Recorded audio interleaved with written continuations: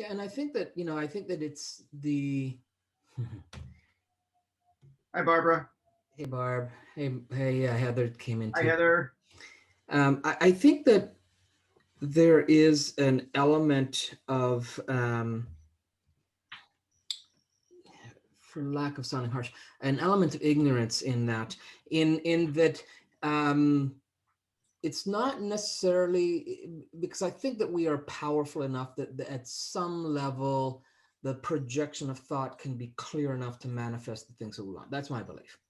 Correct. but but the reality is that very few of us have that level of focus and power and intention, and so if you go from um like no experience in the realm of or even little experience in the realm of meditation and focus and being in the now and all the things we talk about, if those things are not in alignment, if there's no consistency of beingness, and then you go out and you're trying to project those realities, well, the matrix is saying whatever, you're like this, you're all over the place, buddy, and so therefore it's confused, right? It's confused of what it is that it should be creating for you.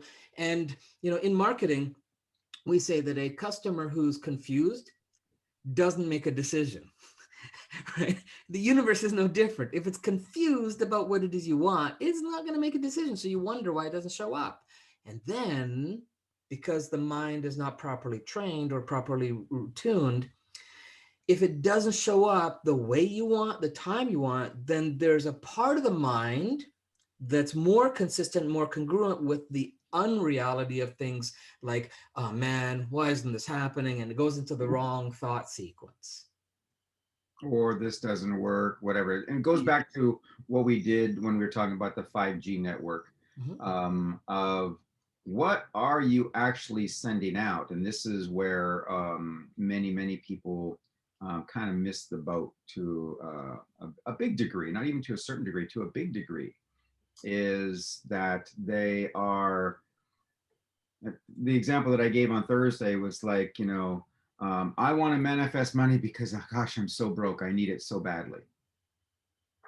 Okay, well, the energy in that statement is the The emotion. foundation of the energy, right? Yeah, The thank you. foundation of that energy. Thank you. The and is that I need it so badly because I'm so broke. In other words, I don't have it. And that is the energy, that's the vibration that is actually being transmitted out.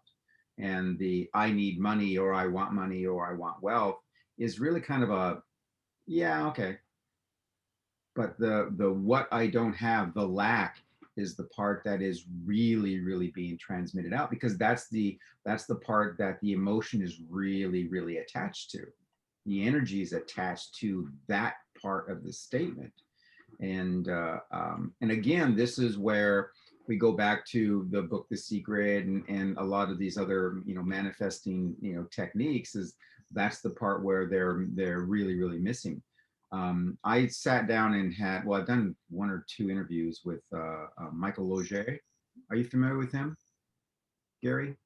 He's up there in your area. Really nice guy. And now he wrote the book Law of Attraction. And we sat down for for a good long time. We just had lunch here in Seattle, and he, and this was a long time ago. I mean, he's got it down very well. And this is where he um, kind of taught me more the idea, the energy of being that which you want.